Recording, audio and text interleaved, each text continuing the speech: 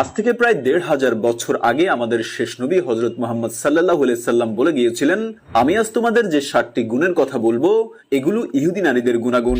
আর এই ৬০টি গুণাগুণ যদি কোনো মুসলিম নারীর ভেতর দেখো তবে জেনে রেখো আখিরাতে তাদেরও অবস্থান হবে ইহুদি নারীদের মতো জাহান্নামে।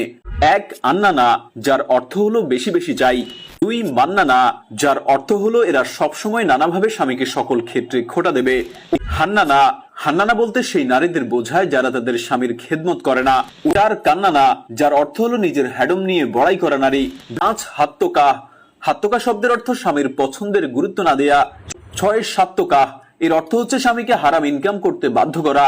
৭ হচ্ছে বাররাকা, যার অর্থ হলো স্বামীকে মাঝে মাঝে মারধর করা। তাই আমাদের মুসলিম নারীদের উচিত নিজেদের ভেতর থেকে এই ৬০টি গুণকে চিরতরের জন্য মুছে ফেলা। তাহলে মুসলিম নারীরা দুনিয়াতে এবং পরকালে সুখে শান্তিতে থাকতে পারবে। মহান আল্লাহ তাআলা আমাদের মা বোন আর স্ত্রীকে সেই তৌফিক দান করুন। আমিন।